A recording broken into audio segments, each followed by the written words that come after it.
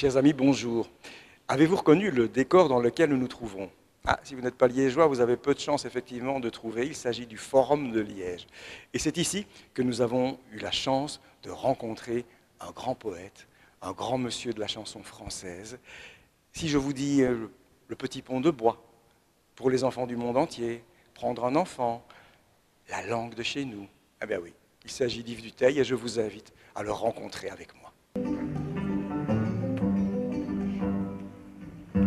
Depuis toujours il fait du bien, le meilleur de tout le pays. Ses abeilles le savent aussi, elles font le buzz autour de lui.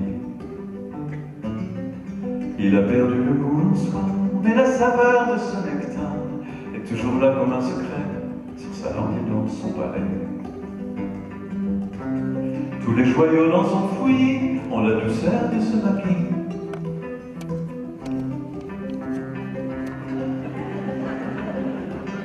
Il arpente à chaque saison, il en connaît tous les bourgeons. Il fait du bien comme il respire, c'est sa nature et son plaisir. Et ce partage est essentiel, il vous transporte jusqu'au ciel. Bonjour Yves Dutheil, j'ai envie de dire enfin, vous voilà. Parce qu'ici à Liège, on ne vous a jamais oublié, on ne vous oubliera jamais, parce que c'est dans la province de Liège que votre carrière, en 1974, la langue de chez nous, je n'ai pas dit 1974, vous avez vraiment lancé votre carrière grâce au Festival international de la chanson de Spa. Alors, d'abord je prends de vos nouvelles, comment ça va? Mieux, ce serait pire. Non, je vais très bien, je rassure tout le monde. On a eu des grosses inquiétudes, elles sont derrière et je vais très très bien. Je suis ce qu'on appelle guéri. Voilà, ça, nous en sommes vraiment ravis. Non seulement vous êtes guéri, mais vous revenez en force avec un nouvel album qui porte le titre français de respect, qui est pour moi peut-être le plus beau mot de la langue française, mais c'est probablement aussi le plus galvaudé. Alors, vous l'avez dit vous-même, c'est un album épicé. Vous nous en parlez un petit peu? Pourquoi? Comment? D'abord, le mot respect, oui, c'est une étoile. C'est un mot qui rayonne dans toutes les directions. Le respect de la femme, le respect de l'enfant, le respect des droits de l'homme, le respect de la différence, le respect du handicap, le respect du droit du travail. Le respect, en ce moment, c'est une question centrale pour tous les sujets. Et on se rend compte que c'est à la fois une aspiration et un manque. Mais quand c'est un manque, c'est parce que c'est la base de la relation humaine. C'est quelque chose qui ne fonctionne que de façon bilatérale. Ça ne marche pas dans un seul sens. S'il n'y a pas de respect en retour, ça ne peut pas fonctionner. Donc c'est un véritable échange. Et je crois que dans le moment où on parle de partage, au moment où on parle de réseaux sociaux, de relations, d'être tous connectés, je pense que si on était connectés sur le regard sur l'autre et sur le respect pour l'autre, on aurait beaucoup moins de difficultés dans les rapports humains. De toute façon, je pense que la différence, c'est une richesse. La différence est une richesse, c'est ce que nous avons constaté en fait en réalisant l'album. C'est parce qu'on n'avait pas prémédité vraiment de faire un album métissé, un album coloré, avec des sons venus d'ailleurs, mais ça s'est imposé à nous comme une espèce de logique. Dès qu'on a besoin de sons de batterie, on a fait appel à Mokhtar Samba, qui est africain. On a eu besoin d'un oud, on a fait appel à un Algérien. On a une voix, celle d'Orsa Hamdani pour en fait, le début de l'humanité, symboliquement. Elle est tunisienne. Et voilà, ça s'est passé comme ça. C'est-à-dire que le recrutement des musiciens s'est passé, je dirais, comme un casting de cinéma, avec les personnes les plus adaptées par leur talent, par leur façon de jouer. Et il s'est trouvé que c'était des gens d'un peu partout. Bossa nova, blues, jazz, un peu... Voilà. Et j'adore cet album parce qu'il m'a fait avancer musicalement. Maintenant, je crois que la musique doit être au service de l'émotion. Et là, on a eu ce souci par rapport au concert de rester dans l'émotion. On a tous quelque chose en nous d'Yves Dutheil. On a tous un petit pont de bois. Moi, je dois vous avouer, et pardonnez-moi si je parle de moi, il y a une chanson que j'adore, parce que on dirait peut-être ça commence comme une petite comptine enfantine, et ça se termine superbement bien, c'est presque une fable, c'est La Rumeur. Alors, à titre personnel, c'est quelque chose que j'ai quelque part un petit peu vécu, j'adore cette chanson. Pourquoi vous avez fait cette chanson? J'aimerais. Est-ce que vous l'avez vécu vous aussi? Moi, je ne l'ai pas vécu, mais je l'ai vu à la télévision quand j'ai regardé Isabelle Adjani au journal de 20 heures venir dire qu'elle n'était pas décédée, ni malade, parce qu'il y avait cette rumeur qui courait qu'elle avait un énorme problème de santé et que elle était peut-être plus là. Donc elle est allée carrément au journal pour dire non, non, voilà, me voilà, je suis là. Et même au journal, quand elle est apparue en fait avec la main comme ça, parce qu'elle est restée la main comme ça sans s'en rendre compte, on a dit que ça cachait en fait des taches et que probablement elle avait une maladie qu'elle ne voulait pas montrer. Enfin, c'est terrifiant la rumeur. Et ça m'a semblé tellement terrible que ça m'a inspiré cette chanson. Plus on en fait pour démentir, plus ça propage la rumeur. Donc c'est insoluble, quoi. Prendre un enfant dans ses bras, et pour la première fois, verser des larmes en étouffant sa joie. Prendre un enfant contre soi.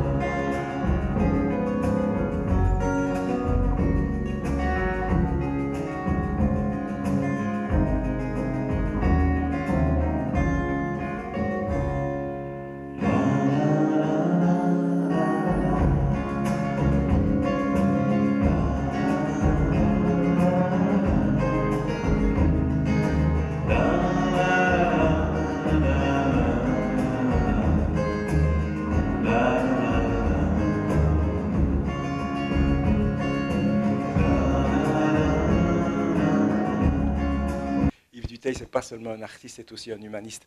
Alors, TV Wallonie, c'est une chaîne culturelle, mais c'est aussi une chaîne qui est consacrée au bien-être animalier.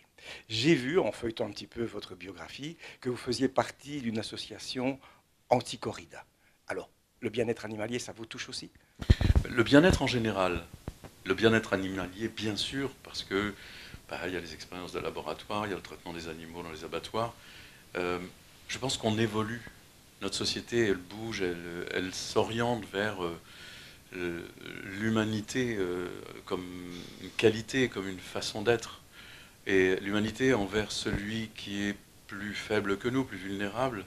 Il y a une phrase que j'aime beaucoup qui dit ne regarde jamais un homme de haut si ça n'est pour l'aider à se relever. Eh ben, on pourrait appliquer ça au monde animal. Il se trouve que c'est les humains qui ont dominé la Terre et qu'ils ont donc cette responsabilité de respecter le règne animal, de respecter le règne végétal aussi. Et on pourrait évoluer vers plus d'obligation de manger les animaux pour se nourrir. On pourrait évoluer vers ça. Je pense qu'on va y aller. Il faut du temps, on ne peut pas non plus dire du jour au lendemain, il faut traiter les animaux comme des humains et arrêter de les élever pour les tuer. Bon. Et dans tous les sens, on peut nuancer son jugement. On peut tellement le nuancer que j'ai adoré quelqu'un qui a répondu à justement cette tendance à vouloir humaniser l'élevage puis l'abattage des animaux. On dit en plaisantant que finalement, on préfère bien traiter les animaux pour bien les tuer, pour bien les manger ensuite. Donc le gars, il dit, bon, donc je peux manger mon chien, quoi. Et je trouve que, voilà, il faut aller doucement avec les mentalités, il faut évoluer. Je ne suis pas non plus très favorable à montrer cette cruauté de façon violente. Parce qu'autour de notre existence, il y a des systèmes économiques qui sont incontournables et qui vont se défendre de façon violente eux aussi. Donc tout ça est quand même assez délicat à manier. Mais je trouve qu'il y a énormément de progrès à faire dans la protection animale. Je crois aussi qu'il y a beaucoup à faire dans la protection humaine. On devrait instaurer la loi du plus vulnérable. À travers sa lumière, ça me fait tant de bien de savoir qu'il existe des hommes tels que lui, qui souffrent et qui résistent, son regard bleu circulaire, de sable de marin, posé sur l'univers, m'a montré le chemin, sa passion pour hier, mais à croire en demain. Un peu de prison roche, un soupçon d'archimède, un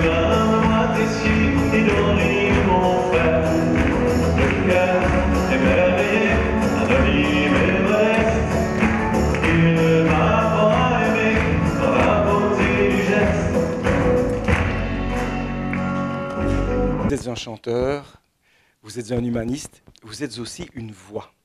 Et en vous interviewant maintenant, je me rends compte que vous avez une voix qui apaise. Je suppose que c'est votre personnalité qui est comme ça, c'est dans votre ADN. Et je voudrais revenir sur une anecdote. C'est mon épouse qui est artiste lyrique qui m'en a parlé ce matin. Elle m'a dit, j'ai assisté à un concert d'Yves Duteil dans les années 90, bis repetita, hein, j'ai pas dit 90. C'était au Grand Théâtre de Verviers, où il y avait des trous partout, à la limite il pleuvait sur scène. Et votre guitare se désaccordait, mais tout le temps. Et vous n'avez jamais paniqué, vous ne vous êtes jamais fâché, alors que c'était peut-être quelque part un peu un manque de respect par rapport à vous.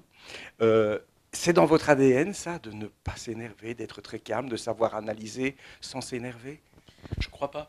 Je crois pas que ce soit dans mon ADN, c'est quelque chose d'acquis, quelque chose que l'on acquiert avec le temps. Si ma voix a le mérite d'apaiser, c'est que je suis apaisé. C'est que la vie m'a malmené comme tout le monde. On a tous vécu des épreuves, des deuils, des choses dures, des moments très difficiles à vivre, à digérer. Mais je pense que tout dépend de la façon dont on tire la leçon de ce qui nous arrive. Si on a la chance d'avoir autour de soi suffisamment d'amour pour amortir ces chocs, pour les diluer dans quelque chose de beaucoup plus doux, on a cette chance de pouvoir se nourrir d'amour, de douceur, de paix et de tendresse. Et du coup, on n'est pas dans la frustration quand il nous arrive quelque chose, on est plus armé pour se défendre. Et face aux difficultés de la vie, je pense que la douceur est une force extraordinaire. Donc je suis devenu un peu militant de ça. J'aime bien l'apaisement, j'aime bien le recul, j'aime bien l'altitude, j'aime bien la profondeur. Je pense qu'on est des êtres dont l'esprit agit comme un gouvernail de profondeur. On peut s'élever au-dessus des choses, on peut plonger au plus profond des choses, on peut réfléchir à ce qui nous arrive, et c'est toujours profitable. Alors j'ai essayé de faire tout ça, je ne dis pas que j'y arrive, je ne suis pas un magicien de l'esprit, mais j'ai eu la chance d'avoir autour de moi des gens qui m'ont aidé et guidé dans ce genre de chemin. Du coup, effectivement, si je suis apaisé, c'est pas pour rien, c'est qu'il y a des démarches spirituelles derrière ça, et que j'arrive à trouver belle la vie, alors que quand on la regarde objectivement, elle est loin de l'être. Elle est cynique, cruelle, difficile, semée d'embûches, d'épreuves, etc. Oui, mais quand on a la douceur, la tendresse, l'amour autour de soi, on a la force de faire face à tout ça. Yves Duteil, on ne va pas profiter. Maintenant, vous allez monter dans quelques minutes, vous allez monter sur scène.